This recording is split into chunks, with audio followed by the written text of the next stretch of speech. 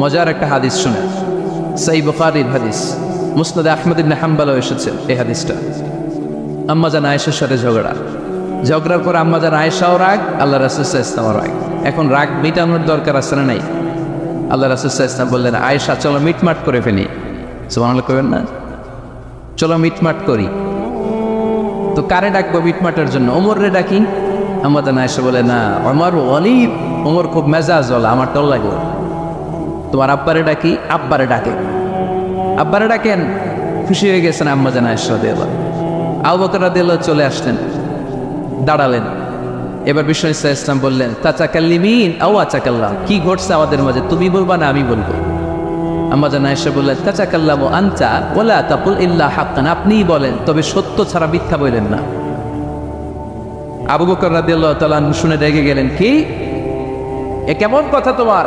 নবীকে উদ্দেশ্য করে তুমি বলছো সত্য ছাড়া মিথ্যা বলবেন না, নবী কখনো মিথ্যা বলবে নাকি? রেগে মেয়ের গায়ে মেরেছে এক চোর খেয়ে আম্মা জান আয়েশা উল্টে পড়ে গেলেন। সাইয়েদনা আবু বকর রাদিয়াল্লাহু তাআলা রেগে গড়গড় করতে লাগলেন, আবার মারার জন্য উদ্যত হলেন। আম্মা জান আয়েশা রাদিয়াল্লাহু তাআলা বাঁচার জন্য এবার বিশ্বনবীর পিছনে যে আশ্রয় নিলেন। সুবহানাল্লাহ পড়বেন না? বিশ্বনবী সাইয়েদনা আবু বকরের সামনে দুই হাত মেলে এভাবে দাঁড়িয়ে গেলেন। আল্লাহর হাবিব যখন আম্মা জান আয়েশাকে বাঁচানোর জন্য দুই হাত উঁচু করে দাঁড়িয়ে গেলেন, সাইয়েদনা আবু বকর থেমে গেলেন। সাইয়েদনা আবু বকর এই পরিস্থিতি দেখে ঘর থেকে বের হয়ে ঘরের বাইরে দাঁড়ালেন। এবার আল্লাহর রাসূল সাল্লাল্লাহু আলাইহি ওয়াসাল্লাম আম্মা জান আয়েশাকে তুললেন, বললেন, ইয়া আয়েশা কাইফা রাআইতিনি আনকাসতুকি মিনার রাজুল, দেখলা নাকি কেমন করে আমি তোমার বাবার হাত থেকে তোমারে বাঁচালাম? আজকে আমি যদি সামনে দাঁড়িয়ে না বাঁচাতাম, তোমার বাবা তোমারে একেবারে মেরেই ফেলতো। সুবহানাল্লাহ পড়ে। দেখছো আয়েশা, আমি বাঁচাইলাম তোমারে, আমার সাথে ঝগড়া করো আমি বাঁচাইলাম। এই কথা শুনে আম্মা জান আয়েশা রাদিয়াল্লাহু তাআলা লজ্জায় পড়ে হেসে দিলেন। সুবহানাল্লাহ পড়বেন না? এত আস্তে সুবহানাল্লাহ, লজ্জায় হেসে দিলেন। বিষ্ণু ইসলাম এবার হেসে দিলেন। দুইজনের হাসাহাসি শুনে বাইরে থেকে আবু বকর রাদিয়াল্লাহু তাআলা হাসির আওয়াজ শুনে অবাক, কি রে এতক্ষণ যুদ্ধ এখন আবার হাসি কেন? হাসে দেখার জন্য সাইয়েদনা আবু বকর রাদিয়াল্লাহু তাআলা ঘরের ভেতরে ঢুকলেন। ঢুকে দেখেন আম্মা জান আয়েশাও হাসে, বিশ্বনবীও হাসে। সাইয়েদনা আবু বকর হেসে দিলেন, আরশের উপর থেকে খুশি হয়ে গেলেন কে? এবার সাইয়েদনা আবু বকর বলেন, ইয়া রাসূলুল্লাহ ইয়া হাবিবাল্লাহ, আশরিকানি ফি সিলমিকুমা কামা আশরাকতুমানি ফি হারবিকুমা। নবী গো, আপনাদের দুইজনের মধ্যে যুদ্ধ লাগলে যেমনি মিটমাট করার জন্য আপনি আমারে ডাকেন, আপনাদের এই আনন্দ গণ মুহূর্তগুলোতে শরীক হওয়ার জন্য মাঝে মাঝে আমারে ডাইকে। সুবহানাল্লাহ পড়েন। আপনাদের মধ্যে যুদ্ধ লাগলে সন্ধি করার জন্য যেমনি আমারে ডাকেন, আপনারা যখন আনন্দ গণ পরিবেশ এরকম খুনসুটি করেন, হাসাহাসিতে মেতে ওঠেন, তখন একটু আমারে ডাইকেন। সুবহানাল্লাহ পড়বেন না? দেখেন আল্লাহ রাসূল সাল্লাল্লাহু আলাইহি ওয়াসাল্লাম পৃথিবীর সবচেয়ে শ্রেষ্ঠতম মানুষ, ওনাদের পরিবারেও ঝগড়া হতো, কিন্তু এই ঝগড়া কোনোদিন তালাক পর্যন্ত গিয়েছে? কথা বলেন না কেন? আল্লাহর হাবিব সাল্লাল্লাহু আলাইহি ওয়াসাল্লাম তার কোন স্ত্রীকে তালাক দিয়েছেন? প্রায় আম্মা জান আয়েশার সাথে রাগারাগি হতো। আল্লাহর হাবিব সাল্লাল্লাহু আলাইহি ওয়াসাল্লাম বলতেন, আয়েশা কখন তুমি রেগে থাকো সেটাও আমি জানি, কখন তুমি আমার উপর খুশি থাকো সেটাও আমি জানি। ইয়া আয়েশা ইন্নী লা আ'লামু ইযা কুনতি আন্নী রাদিয়া ওয়া ইযা কুনতি আলাইয়া গাদবা। আয়েশা কখন রেগে থাকো তাও বুঝি, কখন খুশি থাকো তাও বুঝি। আম্মা জান আয়েশা বললেন, ইয়া রাসূলুল্লাহ কেমনে বোঝেন? বিশ্বনবী বললেন, তোমার দোয়ার বাক্যগুলো শুনো বুঝি। যখন তুমি আমার উপরে খুশি থাকো তখন দোয়ার সময় তুমি এভাবে বলো, রব্বি মুহাম্মদ, ও মুহাম্মদের রব আপনি আমাদের সব গুনাহ মাফ করে দেন। আর যখন তুমি আমার উপর রেগে থাকো তখন তুমি মুনাজাতের সময় বলো, রব্বি ইব্রাহিম, ইব্রাহিমের রব আপনি আমাদেরকে ক্ষমা করে দেন। তার মানে যখন তুমি রেগে থাকো তখন দোয়ার সময় আমার নামটা মুখে নিতে চাও না। সুবহানাল্লাহ পড়েন। তখন তুমি দোয়ার সময় অন্য নবীর নাম নাও। আম্মা জান আয়েশা বললেন, ইয়া রাসূলুল্লাহ মা আহাজুরু ইল্লা ইসমাক, আমি তো শুধু নামটাই সরাই, আমার মুখ থেকে কেবল আপনার নামটাই সরায় রাখি, আমার হৃদয় থেকে কখনো আপনারে সরাতে পারি না। আমার হৃদয়ে জুড়ে আপনি, মা আহাজুরু ইল্লা ইসমাক, নবী হে আমি শুধু দোয়ার সময় রাগের মাথায় আপনার নামটা বাদ দেই, হৃদয় থেকে তো আপনারে বাদ দিতে পারি না। সুবহানাল্লাহ পড়বেন না? একজন ঝগড়া শুরু করলে আরেকজন চুপ থাকতে হবে। দুইজনই ঝগড়া করলে, দুইজন রেগে গেলে ঝামেলা আসরা নাই। স্বামী রেগে গেলে স্ত্রী চুপ, স্ত্রী কখনো রেগে গেলে স্বামী চুপ, দুইজনই রেগে গেলে তৃতীয় বিশ্বযুদ্ধ। ঠিক কিনা? এজন্য ঝগড়া করতে দেয়া যাবে না, কারণ এই ঝগড়া, সামান্য ঝগড়া থেকে এই ঝগড়া বাড়তে বাড়তে এটা বিচ্ছেদের দিকে গড়ায়, ডিভোর্স হয়ে যায়। এরকম কত কেস যে আমার কাছে আসে, কত কেস যে আমার কাছে আসে যে হুজুর ছোট্ট ঝগড়া থেকে আমাদের মধ্যে ঝগড়া বাড়তে বাড়তে ইগো প্রবলেমের কারণে বিচ্ছেদে গড়ায়। আর এই ঝগড়া একটু শুরু হলে ইবলিস শয়তানের কাজ হচ্ছে পালে বাতাস দেয়। কি দেয়? পালে বাতাস পেলে দাউ দাউ করে উঁচু হয়ে ওঠে। আগুনের মধ্যে যেমনি কেরোসিন ঢাললে দাউ দাউ করে জ্বলে, সামান্য ঝগড়ার ছোতা পেলে ইবলিস শয়তান খালি দাউ দাউ করে এই ঝগড়ার আগুনকে জ্বালিয়ে দেয়, ঠিক কিনা? এজন্য ঝগড়া করবেন না, মেহরবানি করে ঝগড়া শুরু করবেন না। যে কোনো মূল্যে এই ঝগড়াকে থামায় রাখতে হবে। তো ফ্যামিলিতে ঝগড়া অনেক সময় হয়ে যায়, কিন্তু একজন ঝগড়া করলে আরেকজন চুপ থাকতে হবে। ঝগড়া নিয়ে একটা মজার গল্প আছে, শুনবেন? বিশৃঙ্খলা ভোগ করলে তো গল্প শোনানো যাবে না, একেবারে চুপ। আমার দিকে তাকান, তাকিয়েছেন? ঝগড়া নিয়ে যে গল্পটা সেটা হচ্ছে, এক স্বামী ওয়াজ শুনে বাড়িতে গেছে রাত 11টায়। তো বাড়ির কাছাকাছি যেতে না যেতে স্ত্রীর আবার স্বভাব হচ্ছে রাতের খাবারটা স্বামীর সাথে একসাথে খায়, আলাদা খায় না। তো বাড়ির সামনে যেই স্বামী ফোন দিছে ওয়াইফকে, এই শুরু করার আগে দরজাটা খোলো, আমি চলে আসছি। তো ওয়াইফ এসে দরজা খুলে দিচ্ছে। এবার স্বামী ঘরে ঢুকে বলে, শুরু করার আগে রাতের খাবারটা দিয়ে দাও টেবিলে, খেয়ে ফেলি। স্ত্রী বেচারি ডাইনিং টেবিলে খাবার দিয়েছে, হাজব্যান্ড বেচারা ওয়াশরুম থেকে ফ্রেশ হয়ে ডাইনিং টেবিলে বসেছে, স্ত্রীও বসেছে। তো খুব বড্ড গরম। হাজব্যান্ড বলে, শুরু করার আগে ফ্যানটা ছাড়। এইবার তো স্ত্রী বেচারি রেগে বেগা আগুন, কি আসার পর থেকে শুরু করার আগে কি শুরু করার আগে? হাজব্যান্ড বলে, এই তো শুরু হয়ে গেল। মানে কি? ঝগড়া। মানে কি? ঝগড়া। প্রিয় ভাইয়েরা, ঝগড়া করবেন না। স্বামী রেগে গেলে স্ত্রী চুপ থাকবেন, স্ত্রী রেগে গেলে স্বামী চুপ থাকবেন। কারণ সহিহ মুসলিমে এসেছে, ইন্না ইবলিসা ইয়াদাউ আরশাহু আলাল মা। ইবলিস শয়তান তার সিংহাসন গেড়েছে সাগরের উপর। কোথায়? ইবলিসের সিংহাসন কোথায়? সাগরের উপর। সুম্মা ইয়াবআসু সারায়াহু, সে প্রতিদিন সকালবেলা তার সাঙ্গপাঙ্গরে গোটা পৃথিবীতে পাঠায়, যা পৃথিবীতে ফাসাদ সৃষ্টি কর, ফাসাদ সৃষ্টি কর।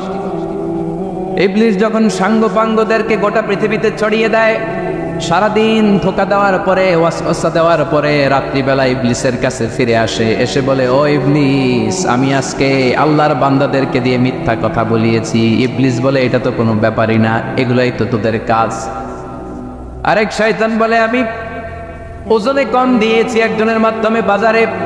ইবলিস বলে, এটাও তেমন বড় কোনো কাজ নয়। আরেকজন বলে, আমি সুদের ডিলিংস করিয়েছি। ইবলিস বলে, এটাও কোনো কাজ নয়। আরেক শয়তান বলে, আমি মদের আড্ডাখানায় নিয়ে মসজিদে যেতে নিয়েছিল, সেখান থেকে সরিয়ে মদের আড্ডাখানায় আল্লাহর বান্দাদেরকে নিয়েছি। ইবলিস বলে, এইটাও তেমন বড় কোনো কাজ নয়। আরেক শয়তান এসে বলে, মা তারাকতুহু হাত্তা ফাররাকতু বাইনাহু ওয়া বাইনা ইমরাআতিহি, আমি এক আল্লাহর বান্দার সাথে বান্দির ঝগড়া লাগিয়ে ঝগড়া করাতে করাতে তালাক পর্যন্ত নিয়ে গিয়েছি। মা তারাকতুহু হাত্তা ফাররাকতু বাইনাহু ওয়া বাইনা ইমরাআতিহি, আমি এক ইমানদার পরিবারকে ধ্বংসের শেষ প্রান্তে নিয়ে গিয়েছি। সামান্য ঝগড়ার পরে আমি ওয়াসওয়াসা দিতে দিতে ঝগড়া বাড়াতে বাড়াতে তালাক পর্যন্ত নিয়েছি। ইবলিস বলে, শাবাশ, তুই তো কাজের মতো কাজ করেছিস, আমার কাছে আয়, আমার কাঁধে ওঠ। ইবলিস তখন ওই শয়তানকে কাঁধে নিয়ে নাচতে শুরু করে। নাউজুবিল্লাহ পড়বেন না? এজন্য ইমানদারদের সংসার ভেঙে খান খান হোক, এটা হলে ইবলিস খুশি। আর ইমানদারের পরিবার টিকে থাকলে আমার আল্লাহ খুশি। আমরা কার খুশি চাই? এজন্য শয়তানরে খুশি হতে দেওয়া যাবে না। ইমানদারদের পরিবারগুলো ঝগড়ার মাধ্যমে ভেঙে যাক, সব সময় শয়তানের মিশনে ডাক। আর ইমানদারদের পরিবারগুলো টিকে থাক, এটা আমার আল্লাহ সব সময় চায়। সুবহানাল্লাহ পড়ে। এজন্য দৌলতপুরের ভাইরা, ঝগড়া করবেন না। ঝগড়া কিন্তু নবী রাসূলদের পরিবারেও ছিল, আল্লাহ রাসূল সাল্লাল্লাহু আলাইহি ওয়াসাল্লামের পরিবারেও ঝগড়া ছিল। এটা স্বাভাবিক। দাম্পত্য জীবনের খুব সিম্পল ইস্যু। একজন রাগ করলে আরেকজন থেমে যাবে। পারবেন? কি হলো, পারবেন না? তার মানে নবীদের ফ্যামিলি তো ঝগড়া এগুলো হতো, কিন্তু এটা তালাক পর্যন্ত গড়াতো না, ঠিক কিনা? তাহলে এখন থেকে আমাদের এই স্লোগান নিতে হবে যে ঝগড়া করলেও আমরা ডিভোর্সের দিকে যাব না, পারা যাবে? আর একজন রেগে গেলে আরেকজনকে চুপ থাকতে হবে। ভাবি রেগে গেলে আপনি চুপ, পারবেন? পারবেন না ইনশাআল্লাহ। এই যারা বিয়ে করে না এরা ইনশাআল্লাহ, আর বাকিরা চুপচাপ। আওয়াজ করে পড়েন না ইনশাআল্লাহ। তাহলে প্রথমে স্যাক্রিফাইস, তারপর ঝগড়া করা যাবে না। 3 নাম্বার, দাম্পত্য জীবনের কোনো গোপন কথা অন্যের কাছে শেয়ার করা যাবে না। হাদিসে এসেছে, এটাকে বলা হয়েছে আ'যামুল আমানা, এটা সবচেয়ে বড় আমানত।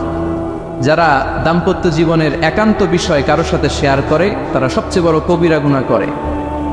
আশরাফুন নাস বলেছেন বিশ্বনবী এদেরকে সবচেয়ে নিকৃষ্ট মানুষ। ইয়াউমাল কিয়ামাতি মানজিলাতান, আল্লাহর কাছে কিয়ামতের দিন সবচাইতে নিকৃষ্ট হয়ে দাঁড়াবে ওই দম্পতি, ওই নারী কিংবা ওই পুরুষ।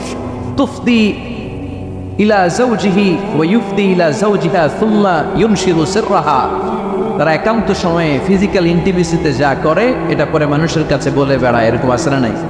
খবরদার, এটা বড় কবিরা গুনাহ।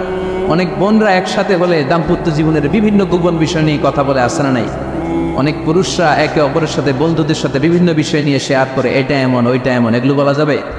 আর সিবাউ হারাম, দাম্পত্য জীবনের সব বিষয়, স্বামীর সব বিষয় স্ত্রীর কাছে আমানত, স্ত্রীর সব বিষয় স্বামীর কাছে আমানত রেখেছে কে? দাম্পত্য জীবনের এই প্রাইভেট লাইফের কোনো কিছু কিয়ামত পর্যন্ত অন্যের কাছে প্রকাশ করাকে হারাম ঘোষণা করে দিয়েছে কে? এজন্য খবরদার আমার বোনেরা, একসাথে মহিলারা বলে পেটের কথা পিঠের কথা সব বের করে দেয়, আছে না নাই? কিছু থাকে না, সব বের হয়ে যায়। খবরদার, সব বললেও দাম্পত্য জীবনের কোনো কথা শেয়ার করা যাবে? আমার ভাইয়েরা খবরদার, আপনাদের দাম্পত্য জীবনের কোনো কথা আপনার বন্ধুর সাথে শেয়ার করতে পারবেন না। এগুলো ফ্যামিলির শান্তি নষ্ট করে, দাম্পত্য জীবনের সুখকে নষ্ট করে। তাহলে 3 নাম্বার, প্রাইভেসি বজায় রাখবেন, এটা দুজনেরই দায়িত্ব। 4 নাম্বার, অহেতুক সন্দেহ পরিহার করুন। অনেক স্ত্রী আছে হাজব্যান্ডের খালি সন্দেহ করে, ওদিকে তাকাই লাগেন, ওই মেয়ের দিকে তাকাই লাগেন, মোবাইল দেখি, মোবাইল দাও, ফেসবুকের পাসওয়ার্ড দাও, ঢুকিয়া দেখি মেসেঞ্জারে কার সাথে চ্যাট করছে, এই অফিসের ফাইল দেখি, এই এটা দেখি, এই তোমার ইনবক্স চেক করবো, এদিকে দাও, আছে না নাই? এই সন্দেহ ঘরটাকে জাহান্নামের টুকরো বানিয়ে ছেড়েছে। অহেতুক সন্দেহ করবেন না। আবার ভাইরা ভাবিদেরকে অহেতুক সন্দেহ করবেন, এই ওদিকে গেলা কেন, ওদিকে তাকাইলা কেন, এটা করলা কেন, ওইটা করলা কেন, দেখি তোমার মোবাইল, তোমার মোবাইলের গ্যালারি দেখি, লক করে রাখছো কেন, লক খোলো, আছে না নাই? অহেতুক সন্দেহ ফ্যামিলিটারে জাহান্নামের টুকরা বানিয়ে দেয়। হ্যাঁ, ভ্যালিড কোনো অপরাধ যদি স্বামী করে ফেলে, ভ্যালিড কোনো অপরাধ যদি স্ত্রী করে ফেলে, পরকীয়ার কোনো বিষয় যদি প্রমাণিত হয়, বসেন, কনসাল্ট করেন, একে অপরের সাথে কথা বলেন, জিজ্ঞেস করেন। কিন্তু অহেতুক, আমি অনেক ফ্যামিলি এরকম দেখেছি, আমার কিছু বন্ধুকেও আমি দেখেছি যে এদের অবস্থা খুব খারাপ, খালি সন্দেহ করে, আছে না নাই? সন্দেহের রোগটা বড় রোগ, এই রোগ থেকে বেরিয়ে আসতে হবে, অহেতুক সন্দেহ করা যাবে না। 5 নাম্বার, হাজব্যান্ড ওয়াইফের দায়িত্ব হচ্ছে একে অপরের সহযোগী হতে হবে, সহকর্মী। আল্লাহর জান্নাত পাওয়ার ক্ষেত্রে একে অপরের সহযোগী। আপনি একা জান্নাতে যাবেন, ভাবি জাহান্নামে, এটা আপনি জান? জি না, আওয়াজ নাই আমগো গলায়। আপনি এটা চান? ভাবি একা জান্নাতে যাবে, আপনি যাবেন না, এটা ভাবি চায়? চান। তাহলে গেলে একসাথেই যান না, একসাথেই যান, একসাথেই যাবেন, আলাদা না। এজন্য আল্লাহর আনুগত্যে, আল্লাহর ইবাদতে, দাম্পত্য জীবনে একে অপরের সহযোগী হতে হবে। স্বামী ভুল করলে স্ত্রী সুন্দর করে শুধরে দিবে, স্ত্রী ভুল করলে স্বামী শুধরে দিবে। ফজরের সময় স্ত্রী হাজব্যান্ডকে ডেকে দিবে, উঠতে না চাইলে ঠান্ডা পানির ছিটা দিবে। কারণ জান্নাতে একা যাওয়া যাবে না, গেলে দুইজনই যাব, কথা কয় না? দুইজনেই জান্নাতে যাওয়ার দরকার আছে না নাই? যত বেশি আপনারা আল্লাহর আনুগত্যে আগাতে পারবেন, তত আপনাদের মহাব্বত বাড়াই দিবে কে? এই যে হাজব্যান্ড ওয়াইফের ভালোবাসাটাকে বলে লাভ পিরামিড। কি pyramid? Love pyramid, like triangle, ত্রিভুজ আকৃতি।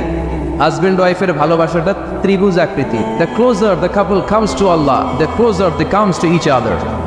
হাজব্যান্ড ওয়াইফ যত বেশি আল্লাহর কাছে যাবে, তারা নিজেরাও নিজেদের তত কাছে যাবে। হাজব্যান্ড ওয়াইফ আল্লাহর সম্পর্ক থেকে যত দূরে সরে যাবে, তারা নিজেরাও নিজেদের থেকে তত দূরে সরে যাবে, ঠিক কিনা? ত্রিভুজ চিনেন আপনারা? হ্যাঁ, এই জিওয় কয়েকজন জিওয়, আপনারা ত্রিভুজ চিনেন না? চিনি, জিওয়, ঠিক আছে। ত্রিভুজের কয় কোণা? হ্যাঁ, তিন কোণা, এই যে এরকম লাভ পিরামিড, তিন কোণা। এই উপরের কোণায় আল্লাহর অবস্থান, আর এই কোণায় স্বামী, এই কোণায় স্ত্রী। তো তারা আল্লাহর দিকে যত যাবে নিজেরাও তত কাছে যাবে, আর তারা আল্লাহর সম্পর্ক থেকে যত দূরে চলে যাবে নিজেদের মধ্যে দূরত্ব বাড়তে থাকে, ঠিক কিনা? পিরামিডটা বুঝতে পারছেন? ত্রিভুজ আকৃতির সম্পর্কটা লাভ পিরামিড এরকম, তিন কোণা। উপরের কোণায় থাকে আল্লাহ, এদিকে স্বামী, এদিকে স্ত্রী। তারা যদি আল্লাহর কাছে উভয়ে যেতে চায়, উভয়ে কাছাকাছি আসতেছে না? কথা বলেন না কেন? আর আল্লাহর আনুগত্য আবাদত থেকে দুজন যদি দূরে সরে যায়, তাহলে দুজনের দূরত্ব বাড়িয়ে দেয় কে? এজন্য স্বামী হবে স্ত্রীর সহযোগী, সহকর্মী। নামাজের সময় একে অপরকে ডেকে দিবেন, মোবাইলে অ্যালার্ম দিয়ে রাখবেন, স্বামী স্ত্রীরে ডাকেন, স্ত্রী স্বামীরে ডাকেন, স্বামী স্ত্রীকে কোরআন তেলাওয়াত শোনাবেন, স্ত্রী স্বামীরে কোরআন তেলাওয়াত শোনাবেন। ফ্যামিলিটারে জান্নাতি ফ্যামিলি বানায় দিবে কে? তাহলে এই পাঁচটার দায়িত্ব কালেকটিভ রেসপন্সিবিলিটি, স্বামীর উপরও বর্তায়, স্ত্রীর উপরও বর্তায়। এগুলো মেনে চললে দাম্পত্য জীবন সুখকর করে দিবে কে? মনোযোগ আছে? কষ্ট হচ্ছে? এবার আমরা হাজব্যান্ডের দায়িত্ব শুনি। হাজব্যান্ডের প্রথম দায়িত্ব হচ্ছে, হাজব্যান্ড হচ্ছে caretaker of the family, in charge, protector. আর রিজালু কাওয়ামুনা আলান নিসা, আল্লাহ বললেন স্বামী হলো তার স্ত্রীর ইনচার্জ, প্রোটেক্টর, স্ত্রীকে সুরক্ষা দিবে, স্ত্রীকে টেক কেয়ার করবে, স্ত্রীর দায়িত্বে থাকবে। এই দাম্পত্য জীবনের দুইজনের সংসারকে, সংসারের মধ্যে স্বামীকে দায়িত্বশীল বানিয়েছে কে? পুরুষ দায়িত্বশীল। পুরুষ কখনো নারীর ক্ষতি করে না, সুপুরুষ নারীর ক্ষতি করে না, ঠিক কিনা? গোটা পুরুষ সমাজ নারী সমাজের সুরক্ষা দিবে। যেগুলো নারীকে একান্তে পেলে রেপ করে, এই যে ঢাকা বিশ্ববিদ্যালয়ে একটা রেপের ঘটনা ঘটছে না, যে এই বেয়াদবটা এই কাজ করেছে, এটা কি পুরুষ না কুপুরুষ? এটা কি সুপুরুষ না কুপুরুষ? সুপুরুষ নারীর প্রোটেকশন দেয়, নারীর টেক কেয়ার করে, তার ইনচার্জ, তার দায়িত্বশীল। দাম্পত্য জীবনে অর্থনৈতিক যত দায় দায়িত্ব আছে সব আল্লাহ তাআলা পুরুষের কাঁধে দিয়েছে। কার কাঁধে? এই দাম্পত্য লাইফে নারীর কোনো অর্থনৈতিক দায় দায়িত্ব নারীর কাঁধে আল্লাহ দেয় নাই। এজন্য সব অর্থনৈতিক দায়িত্ব পুরুষের ঘাড়ে। চারটা অর্থনৈতিক দায়িত্ব আছে। পুরুষ নারীকে মহারণা দিবে, পুরুষ নারীকে খাবারের ব্যবস্থা করবে, পুরুষ নারীকে পোশাকের ব্যবস্থা করবে, পুরুষ নারীর জন্য রেসিডেন্সিয়াল ব্যবস্থা করবে, ঠিক কিনা? وآتوا النساء صدقاتهن نحلة فإن طبن لكم عن شيء منه نفسا فكلوه هنيئا مريئا। সুবহানাল্লাহ পড়ে সব স্বামীদেরকে আল্লাহ ডেকে বললেন, ও স্বামীরা শোনো শোনো, বিয়ের পর সাথে সাথে স্ত্রীর কাছে তুমি মোহরানা আদায় করে দাও। মোহর দেয়া নফল নাকি ফরজ? জোরে বলেন। তোমরা কি দাও? সিলটি পুলা মোহরানা দাও? হ্যাঁ, মোহরানা দিতায় নাকি যৌতুক খাইতা? খিতা করতা? হ্যাঁ, কি দিব? মোহরানা দিব। মোহরানা দেয়াকে ফরজ করেছে কে? আল্লাহ। তো মোহর দিতে টাকা লাগে না? এই টাকার দায়িত্ব পুরুষের ঘাড়ে দিছে কে? দুই নাম্বার দায়িত্ব, আলাল মাউলুদি লাহু রিজকুহুন্না ওয়া কিসওয়াতুহুন্না বিল মা'রুফ। স্বামী স্ত্রীর জন্য খাদ্যের ব্যবস্থা করবে, পোশাকের ব্যবস্থা করবে। তিন নাম্বার, ওয়াসকিনুহুন্না মিন হাইসু সাকানতুম মিন ওয়াজদিকুম। নিজের সামর্থ্যের মধ্যে থেকে স্ত্রীর জন্য রেসিডেন্সিয়াল একটা এরিয়ার ব্যবস্থা করে দিবে। সুবহানাল্লাহ পড়ে। তাহলে অর্থনৈতিক দায়িত্বের মধ্যে চারটা: মোহরানা দেয়া, মিলস খাবারের ব্যবস্থা করা, মানে ফুডিং অ্যান্ড ক্লোথিং, পোশাকের ব্যবস্থা করা, সর্বশেষ রেসিডেন্সিয়াল ব্যবস্থা করা। এই যে অর্থনৈতিক সব দায়িত্ব, খরচ যেখানেই আছে, সব দায়িত্বগুলো পুরুষের কাঁধে দিল কে? চিল্লায় বলেন কে?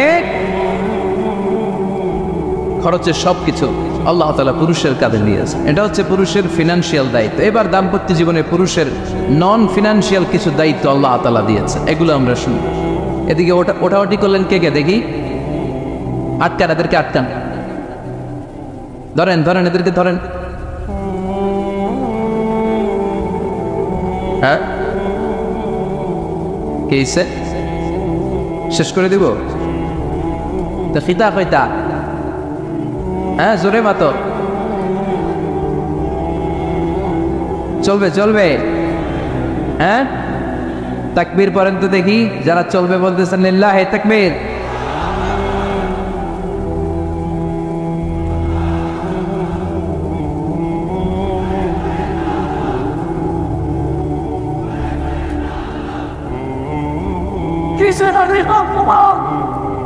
মাশাআল্লাহ, মাশাআল্লাহ। এবার দাম্পত্য জীবনে নন ফিনান্সিয়াল পুরুষের যে দায়িত্ব আছে সেটা আমরা শুনবো। 1 নম্বর দায়িত্ব হচ্ছে স্বামীর উচিত স্ত্রীর সাথে ভালো আচরণ করা। ভালো আচরণ করেন তো আপনারা? জি হয়। এই শুধু উনি করে, বাকিরা খিতা কর্তা, মারামারি কর্তা নেই, খিতা কর্তা। হ্যাঁ, সালাম দিবেন, স্ত্রীকে কি দিবেন? আল্লাহ বললেন ওয়া আশিরুহুন্না বিল মা'রুফ, স্ত্রীর সাথে কোমল ভাষায়, ভালো শব্দে, ভালো বাক্যে, ভালো কথা বলো। স্ত্রীর সাথে খারাপ আচরণ করো না। স্ত্রীকে দেখলে তুমি মুচকি হাসি দাও। অনেক স্বামী আছে কখনো স্ত্রীকে দেখলে মুচকি হাসি দেয় না, চেহারাটা বাংলা পাসের মতো এরকম করে রাখে। আছে না নাই? দৌলতপুরের লোকের অবশ্য অনেক ভালো, এই যে সবার মুখে হাসি, মুচকি হাসি। হাসেন তো, মুচকি হাসি দেন তো একটা। আওয়াজ করলে মুচকি হাসি হয় নাকি? এটা মুচকি হাসি, দাঁত দেখা যাবে না, সাউন্ড হবে না, শুধু এখানে একটু একটা এক চিলতে হাসির একটা ঝলক করবে, এটার বলে মুচকি হাসি। কেন রাসূলুল্লাহ সাল্লাল্লাহু আলাইহি ওয়াসাল্লাম আকসারু তাবাসসুমান, আল্লাহর হাবিব সাল্লাল্লাহু আলাইহি ওয়াসাল্লাম সবসময় মুচকি হাসতেন। অনেকে আছে চেহারা গোমরা করে রাখে, জীবনেও হাসে না, এরকম আছে না নাই? দেখছেন এরকম আছে? এলাকায় তো নাই না? আছে। হাসবেন, হাসবেন। মুচকি হাসতে পয়সা লাগে না, পয়সা লাগে, এজন্য হাসবেন। আল্লাহর হাবিব সাল্লাল্লাহু আলাইহি ওয়াসাল্লাম বলেছেন ফাস্তাউসু বিন-নিসাই খায়রা, নারীর সাথে ভালো আচরণ করো। নারীদেরকে বাঁকা পাজরের হাড় দিয়ে তৈরি করা হয়েছে। এই হাড়কে সোজা করতে গেলে ভেঙে যাবে, রেখে দিলে বাঁকাই থেকে যাবে। তো কি করতে হবে? ফাস্তাউসু বিন-নিসাই খায়রা, কোমল আচরণ করো। আবার আল্লাহর হাবিব সাল্লাল্লাহু আলাইহি ওয়াসাল্লাম বললেন রিফকাম বিল কাওয়ারিদ, নারীদেরকে কাচের তৈজসপত্র, বাসনের সাথে, গ্লাসের সাথে আল্লাহর হাবিব সাল্লাল্লাহু আলাইহি ওয়াসাল্লাম তুলনা করলেন। কাচের তৈজসপত্র, কাচের গ্লাস, কাচের প্লেট যেমনি আস্তে তুলতে হয়, আস্তে রাখতে হয়, নারীদের সাথে এরকম কোমল আচরণ করার আদেশ দিয়েছে কে? কাচের গ্লাস, তৈজসপত্র, জগ কিভাবে রাখেন আপনারা? খুব জোরে এরকম তপাস করে নাকি? উঠানোর সময় তপাস করে উঠান? খুব স্মুথলি, স্মুথলি এটা ধরতে হয়, স্মুথলি এটা রাখতে হয়। তেমনি নারীদের সাথেও স্মুথলি আচরণ করবেন। নারীদেরকে যত আপনি কোমল মোলায়েম ভাষায় কথা বলতে পারবেন, তারা তত আপনার কথা শুনবে। যত সুন্দর সুন্দর কথা নারীকে, স্ত্রীকে বলবেন তুমি আমার সব, তুমি আমার কৈতরী, তুমি আমার টুনটুনি, তুমি আমার ময়না পাখি, তুমি আমার সোনা পাখি। ওই যে কয় কলিজা, তার মানে প্র্যাকটিস চলে বাসায়। আর কি ডাকেন? ভাবিরে কি ডাকেন বলেন? জান,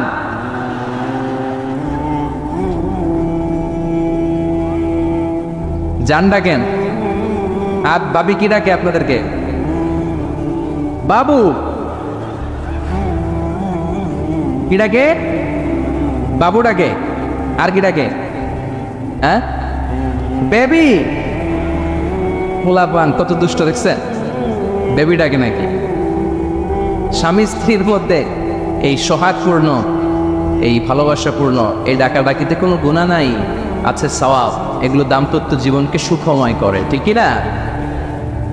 তাহলে স্ত্রীদের সাথে কোমল আচরণ করতে হবে, 1 নম্বর দায়িত্ব। 2 নম্বর দায়িত্ব, স্ত্রীর সেক্সুয়াল ডিজায়ারকে ফুলফিল করতে হবে। সেন্সিটিভ, যেগুলো ব্যাখ্যা করে বোঝানো কঠিন। আপনারা বুঝবেন যারা ম্যাচিউরড, মোর দেন 18 ইয়ার্স, যারা 18+ যাদের বয়স, সেক্সুয়াল ডিজায়ার ফুলফিল করা হাদিসে এসেছে, এটা স্বামীর দায়িত্ব। ফিজিক্যাল ইন্টিমেসির সময় নিজের ডিজায়ার ফুলফিল হলেই কুইট না করা, সময় দেয়া, এটা আবশ্যক। এই বিষয়েও প্রত্যেক স্বামীর খেয়াল রাখা দরকার। সংক্ষেপে শেষ করে দিলাম। 3 নম্বর, স্ত্রীর ব্যক্তিগত বৈধ কাজে স্বাধীনতা দিতে হবে স্বামীর। অনেক স্বামী এই ছোট্ট বিষয় নিয়ে মারামারি লাগায় ফেলে ঘরে। স্ত্রীর ব্যক্তিগত বৈধ যে চয়েস, এটাতে আপনি স্বাধীনতা দিবেন। স্ত্রীর মনে চায় রান্নাবান্না শিখতে, আপনি বললেন তুমি কম্পিউটার শিখো, কিলাকিলি আসে না নাই? স্ত্রীর মনে চায় কাঁথা সেলাই শিখতে, নকশি কাঁথা, আপনি বললেন না তুমি ল্যাঙ্গুয়েজ শিখো, ঝামেলা আসে না নাই? না, আপনার স্ত্রী আর একটা ইন্ডিভিজুয়াল, প্রত্যেকের আলাদা ব্যক্তিগত রুচি, চাহিদা, মতামতের গুরুত্ব আছে না নাই? এজন্য প্রত্যেক স্বামীর উচিত স্ত্রীর বৈধ ব্যক্তিগত যে কাজ, অবৈধগুলো না। আবার স্ত্রী বলল যে জি বাংলা দেখবো, তুমি একটা টিভি নিয়ে আসো, আনা যাবে? কথা বলেন। স্ত্রী বলল চলো পয়লা বৈশাখে আমরা নাচানাচি করব তুমি আর আমি মিলে, এটা মানা যাবে না। স্ত্রীর ব্যক্তিগত বৈধ কাজের স্বাধীনতা দেয়া। আম্মা জান আয়েশা রাদিয়াল্লাহু তাআলা আনহা বলেন, ওয়া কানা লি সাওয়াহিবু ইয়ালআবনা মাই, বুখারীর বর্ণনা, আমি যখন আল্লাহর হাবিব সাল্লাল্লাহু আলাইহি ওয়াসাল্লামের বাড়িতে বউ হয়ে আসলাম, আমার কিছু খেলার সাথী ছিল। আমি কাপড় দিয়ে পুতুল বানাতাম আর ঘোড়া বানাতাম, এগুলো দিয়ে খেলতাম। আমার সাথীরা আসলে রাসূল সাল্লাল্লাহু আলাইহি ওয়াসাল্লাম ঘরের পর্দা নামিয়ে দিয়ে আমার জন্য ঘরটা ছেড়ে দিত। সুবহানাল্লাহ কইতে পারলেন না? আল্লাহর হাবিব সাল্লাল্লাহু আলাইহি ওয়াসাল্লাম কখনো বলতেন না আয়েশা তোমার বান্ধবীরা যেন ঘরে না আসে, কখনো বলতেন না আয়েশা আমি নবী মানুষ, তুমি নবীর বউ, তুমি কেন পুতুল দিয়ে খেলো, তুমি যেন কাপড় দিয়ে পুতুল বানাও, কেন ঘোড়া বানাও, এগুলো বন্ধ করো। কোনদিন বিশ্বনবী আম্মা জান আয়েশা রাদিয়াল্লাহু তাআলা আনহার পুতুল খেলায় বাধা দেন নাই, সাথীদের সাথে খেলাধুলায় কখনো বাধা দেন নাই। সুবহানাল্লাহ পড়ে। ছোট্ট মেয়েদের জন্য কাপড়ের পুতুল দিয়ে খেলাধুলা করা এটা জায়েজ, কারণ ছোট্ট মেয়েরা দেখবেন পুতুল বানায়, এটার দুধ খাওয়ায়, এটার জন্য রান্না করে, এটার গোসল করায়। এটাকে ছোট্ট মেয়েদের জন্য পুতুল খেলা জায়েজ রাখা হয়েছে এজন্য, কারণ তারাই কিছুদিন হবে এই প্রজন্মের মা। তাদের সন্তানদেরকে কেমন করে লালন পালন করবে তার একটা প্র্যাকটিস খেলার ছলেই ছোটবেলায় হয়ে যায়। সুবহানাল্লাহ পড়েন। এজন্য 3 নম্বর দায়িত্ব স্ত্রীর ব্যক্তিগত হালাল যে কাজগুলো আছে তার ব্যক্তিগত এই ভালো কাজগুলোতে আপনার স্বাধীনতা দিতে হবে, বাধা দেয়া যাবে না। 4 নম্বর দায়িত্ব, স্ত্রীর প্রশংসা করবেন। কি করবেন? প্রশংসা। আমরা খালি দোষ খুঁজি, তোমার রান্না ভালো না, তোমার চেহারা ভালো না, তোমার বাপ ভালো না, তোর মা ভালো না, তোর 14 গোষ্ঠী খারাপ, আছে না নাই? তো এই বেডি আপনার ভালোবাসবে? এই বেডি তো আজীবন আপনার বদনাম করবে, ঠিক কিনা? কোনোদিন তারে আপনি প্রশংসা করলেন না, প্রশংসা করবেন। স্ত্রীর চেহারার প্রশংসা করেন, যে তুমি সুন্দর, তুমি সুন্দরী, এরকম বলেন, খুশি হবে না? হ্যাঁ, তুমি সুন্দর তাই চেয়ে থাকি, সে কি মোর অপরাধ? কোনো অপরাধ নাই, ইচ্ছা মতো গাইতে থাকেন স্ত্রীর শানে গান, সব আছে না নাই? তবে শুধু স্ত্রীকে শোনানো যাবে, ভাবিরে শোনানো যাবে, শালীরে শোনানো যাবে, পাশের বাড়ির কাউরে শোনানো যাবে? দেখেন ইসলাম কত চেক অ্যান্ড ব্যালেন্স। স্ত্রীকে আপনি গান শোনান, কোনো গুনাহ নাই, আছে শুধু সওয়াব। তাহলে 4 নম্বর পয়েন্ট হচ্ছে এপ্রিসিয়েশন। সারাদিন এই মহিলাটা ফজরের পর থেকে উঠে ঘর গোছায়, মশারিগুলো খোলে, বিছানা পরিষ্কার করে, বাচ্চাদেরকে ক্লিন করে, স্কুলের টিফিন রেডি করে দেয়, বাচ্চাদেরকে স্কুলে যেতে দেয়, আপনার জন্য খাবার রেডি করে, কাপড় ধোয়, ঘরের সবাইকে দেখভাল করে। একদিনও আপনি তার এপ্রিসিয়েশন করলেন না। এরকম ডাকাইত স্বামী আসে না নাই? দৌলতপুরে নাই, এখানে সব ভালো। এপ্রিসিয়েট করবেন। আমরা ভুলে যাই, একটা থ্যাঙ্কস দিতে ভুলে যাই, একটা জাযাকিল্লাহ, আল্লাহ তোমাকে জাযা দেখ, এটাও বলি না। এদিকে তাকান, বলবেন তুমি সুন্দরী, তুমি অনন্যা, তুমি সুস্নিগ্ধা, তুমি প্রিয়ম্বদা, তুমি সুহাসিনী, তুমি সুকেশিনী, তুমি সুভাষিনী, তুমি অসূর্যম পোষ্যা, মেঘে কালো কেশ, কাজল কালো চুল, হরিণের মতো ডাগর ডাগর দুটি তোমার চোখ। আহা আহা, যে পোলাপাইন খুশি হয়ে গেছে। আহা হা, ওরা মুখস্থ রাখতেছে, বলবে এগুলা, বিয়ে করে নেই কিন্তু এখনো। তো জায়গা মতো বলবা, গার্লফ্রেন্ডে বলো না। আবার কাকে বলবা? স্ত্রীকে। কাকে? স্ত্রীকে। পারা যাবে না? একটু অ্যাপ্রিসিয়েশন দেওয়া যাবে না ওনাদেরকে? একটু প্রশংসা করবেন। প্রশংসা পেলে নারীরা বড্ড খুশি হয়। যদি আপনি বলেন যে তোমার রান্নাটা আজকে অসাধারণ হয়েছে, দেখবেন আরেক বাটি আইনা দিতেছে, খাইতে পারতেছে না, এরপরে পাতে তুলে দেয়, আরেকটি খাও, আরে খাও না, আসরা নাই? ওই যে প্রশংসা করছেন, খুশি হয়ে গেছে। তো আপনি 10,000 টাকার বান্ডিল দিয়ে আপনার বউকে যত খুশি করতে না পারবেন, রান্না মজা হয়েছে এইটা বলে আপনি অনেক বেশি খুশি হতে পারবেন। আল্লাহর হাবিব সাল্লাল্লাহু আলাইহি ওয়াসাল্লাম কখনো স্ত্রীদের রান্নার বদনাম করে নাই। সুবহানাল্লাহ পড়বেন না? আওয়াজ করে পড়েন সুবহানাল্লাহ। আজ থেকে স্ত্রীর সৌন্দর্যের প্রশংসা করবেন, কাজের প্রশংসা করবেন, রান্নার প্রশংসা করবেন, অ্যাপ্রিসিয়েশন দিবেন। পারবেন তো? আবার আল্লাহ বললেন এই দুনিয়ার জীবনটা হলো মাতাউল গুরুর, ওয়া মাল হায়াতুদ দুনিয়া ইল্লা মাতাউল গুরুর। দুনিয়ার জীবনটা হলো সাময়িক ভোগের সামগ্রী, সাময়িক ভোগের বিষয়। আজ আছে কাল নাই, হাতের ময়লা ছেড়ে দিলে সব শেষ, ঠিক কিনা?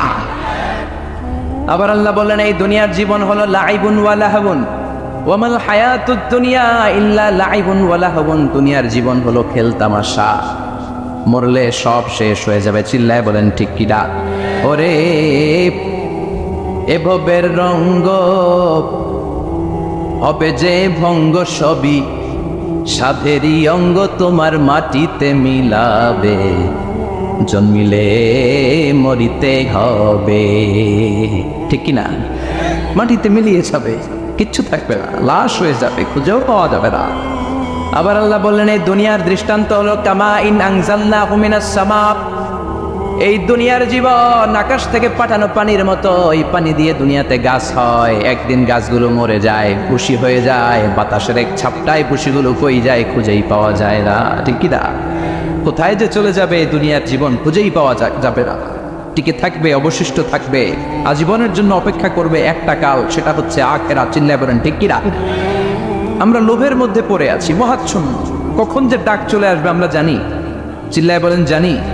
একদিন মাটির ভেতরে হবে ঘরে মন আমার, কেন বান্ধ দালান ঘরে মন আমার, কেন বান্ধ দালান ঘর। প্রাণ পাখি উড়ে যাবে পিঞ্জর ছেড়ে, ধরা দামে সবই রবে তুমি যাবে চলে।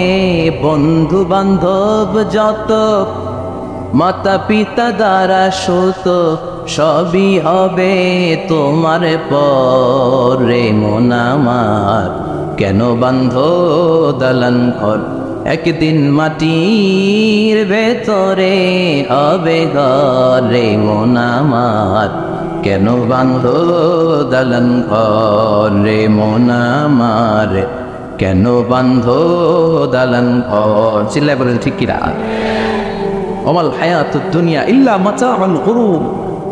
দুনিয়ার জীবনটা এটা ভোগের সামগ্রী, আজ আছে কাল নাই, কখন যে চলে যেতে হবে কেউ জানি না। আপনাদের এই মাহফিলে আসার আগ দিয়ে এই কিছু সামনে কি রাস্তা যেন বলে এটাকে, এই করুলিয়া বাস স্ট্যান্ডের এদিকেই আমার প্রাইভেট কার যখন যাচ্ছে, আমরা যখন যাচ্ছি, হুট করে আরেকটা গাড়ি এসে একজনকে ধাক্কা মারলো, মুন্ডা গেল একদিকে, সে গেল একদিকে।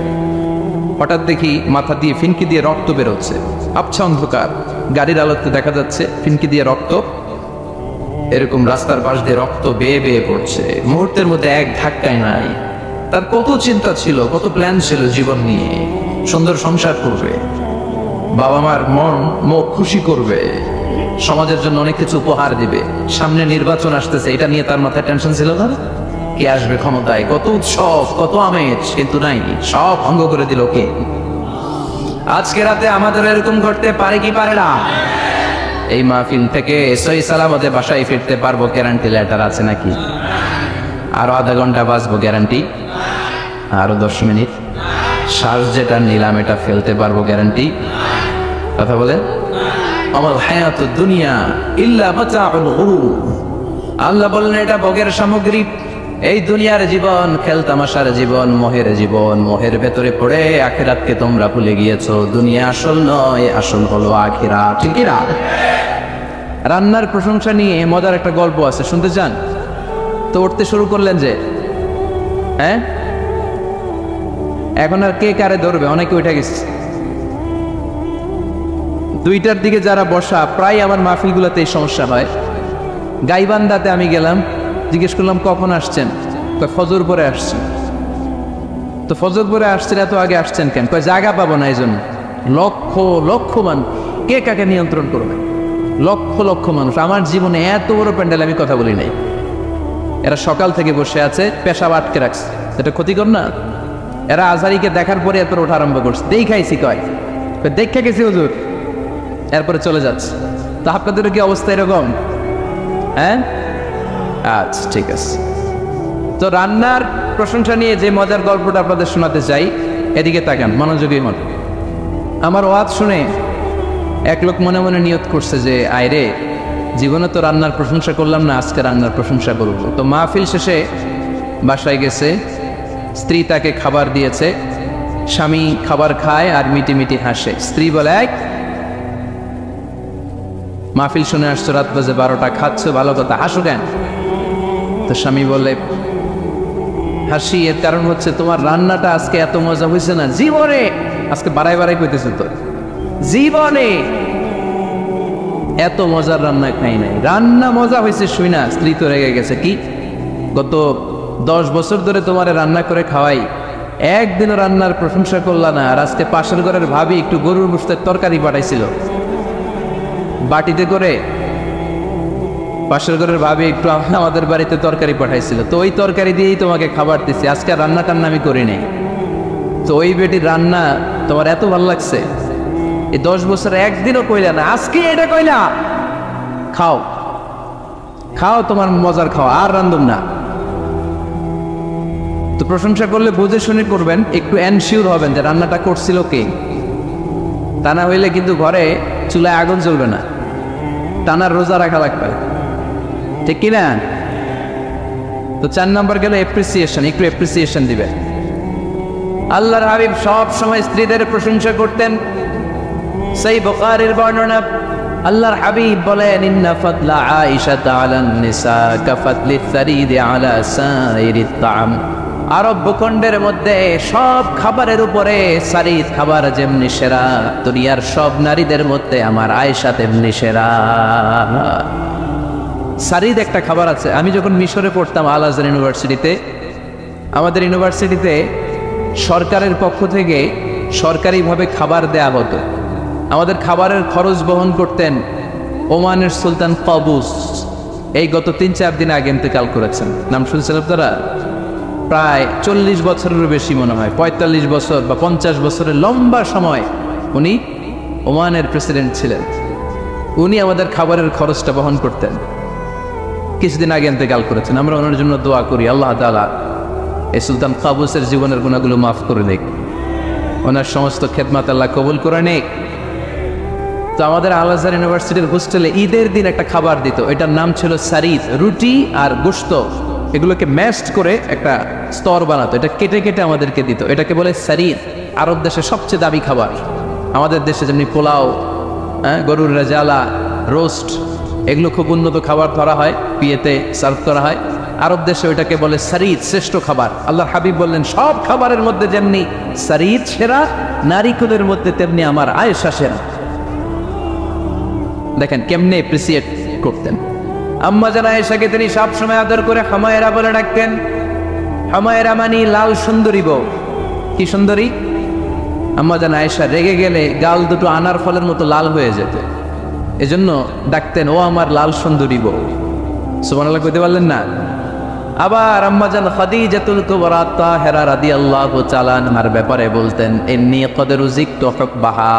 সহিহ মুসলিমের বর্ণনায় তিনি বলতেন, খাদিজার ভালোবাসা আল্লাহ তাআলা আমার হৃদয়ে রিজিক হিসেবে দিয়েছে। আওয়াজ করে পড়েন আল্লাহু আকবার। তো এজন্য এপ্রিসিয়েট করবেন। 5 নাম্বার হচ্ছে আপনার ভালোবাসা স্ত্রীকে প্রকাশ করুন। এক ছাদের নিচে আজীবন বসবাস, 20 বছর হয়ে গেছে এদের সংসার, একদিনও মুখ ফুটে বলতে পারে নাই তোমারে ভালোবাসি। পারছেন? হ্যাঁ, কে কে পারছেন? দেখি হাত তুলে। হাত অর্ধেক তুলে আবার নামায়, ভেজাল আছে, ঠিক কিনা? ভালোবাসি বলছিলেন? কারে বলছিলেন? ভাবিকে না গার্লফ্রেন্ডকে? হ্যাঁ, স্ত্রীকে বলবেন, নিজের স্ত্রীকে বলবেন আই লাভ ইউ। কি বলবেন? কথা বুঝে না বোধহয়। কি বলবেন? সবাই বলেন, কি বলবেন? মুরব্বী একজনও কয় না, তো এতদিন কইছি না, অমনও কমো না। বলবেন, ভালোবাসা প্রকাশ করবেন। এই দুনিয়ার জীবনটা হলো 4টা স্বর্ণের টুকরার 3টা লাশের মতো। মনোযোগ দিয়ে শুনবেন, কয়টা স্বর্ণের টুকরা? লাশ কয়টা? বনি ইসরায়েলের জামানাতে 3 যুবক ভাগ্যের সন্ধানে, ভাগ্য চেঞ্জ করার জন্য কাজের সন্ধানে তারা বের হয়েছে। পথিমধ্যে গুপ্তধন পেয়েছে, 4টা স্বর্ণের টুকরা পেয়েছে 3 জন। কয়জন? কয়টা স্বর্ণের টুকরা? 4টা স্বর্ণের টুকরা পেয়ে মহা খুশি, খুশিতে পাক পাকো। কে আমাদেরকে পায়? আজকে স্বর্ণের টুকরা ভাগ করে আমরা অনেক ধনী হয়ে যাব। এক বন্ধু বলল, পেটে অনেক ক্ষুধা লেগেছে, আগে বাজার থেকে খাবার নিয়ে আয়, তারপরে 3 জন বন্ধু মিলে 4টা স্বর্ণের টুকরা ভাগ করে নিয়ে যাব। এক বন্ধুকে বাজার থেকে রুটি কিনে আনানোর জন্য পাঠিয়েছে, বাকি 2 বন্ধু এবার বসে বসে পরামর্শ করে, ওইটারে যদি মেরে ফেলতে পারি ভাগ বটোয়ারার দরকার নাই, তুই নিবি 2টা, আমি নিব 2টা। সহজ হয়ে গেল না? ও নিবে 2টা, এ নিবে 2টা, আর ওটার মেরে ফেলবো। যেটা রুটি আনতে গেছে ওটা মনে মনে ভাবে, রুটিতে যদি বিষ মিশাতে পারি। কি মিশাতে পারি? আর ওই 2টারে যদি খাওয়াইতে পারি তাহলে সব আমার, গোটা দুনিয়া আমার, দুনিয়াকে মজা লেলো, দুনিয়া তোমার। যেই চিন্তা ওই কাজ। রুটির মধ্যে বিষ মেখে এনে বন্ধুদের কাছে দিয়েছে, 2 বন্ধু মিলে ওইটারে ঘুষান শুরু করছে। ঘুষাইতে ঘুষাইতে শেষ, একটা শেষ, উইকেট একটা পড়ছে। কয়টা? একটা। আর আছে উইকেট কয়টা? ওই 2 উইকেট। কয় ক্ষুধা লাগছে এটার মারতে, অনেক কষ্ট হয়েছে, আগে খাইয়া লই। আগে কি করি? ওই 2টা মিলে বিষ মাখানো রুটি খেতে শুরু করেছে। বিষ খাওয়ার পর ওই 2 উইকেটও শেষ, কেউ নাই, 3টাই লাশ হয়ে পড়ে আছে, 4টা স্বর্ণের টুকরা পাশে পড়ে আছে। এটাই হলো দুনিয়ার জীবন। চিল্লায় বলেন ঠিক কিনা? এজন্য আল্লাহ বললেন, গোলাম থাকতে আসো নাই, চলে যাবা। কুল্লু নাফসিন যায়িকাতুল মাউত সুম্মা ইলাইনা তুরজাউন। সবাইকে মরতে হবে, কেউ থাকবে না। এই পৃথিবীতে প্রাণ নিয়ে যারা আগমন করার সুযোগ পেয়েছে সবাই মরবে, আজ হোক কাল, আগে হোক পরে, সবাইকে যেতে হবে। চিল্লায় বলেন ঠিক কিনা? আবার আল্লাহ বললেন, আইনামা তাকুনু ইউদরিকুমুল মাউত। যেখানেই থাকো না কেন মৃত্যু তোমাদেরকে ছাড়বে না, মৃত্যু তোমাদেরকে সাক্ষাৎ করবে, মৃত্যু তোমাদেরকে খুঁজে বের করবে। যদিও সুদূর আকাশ পানে, পালাও সেথায় লাগিয়ে সিঁড়ি। আকাশের উপরে যদি বিশাল সিঁড়ি লাগিয়ে 4র্থ আকাশে চলে যান, চাঁদের মধ্যে বাড়ি করেন, মঙ্গল গ্রহে বাড়ি করেন, ওই জায়গায় মালাকুল মাউত আপনারে খুঁজে পাবে না। চাঁদেও খুঁজে পাবে। মঙ্গল গ্রহে যদি যান, স্যাটেলাইট, আমাদের একটা বঙ্গবন্ধু স্যাটেলাইট চ্যানেল লঞ্চ করা নিচ্ছে না, ওইখানে গেলে তো আর নাই মালাকুল মাউত। কথা বলে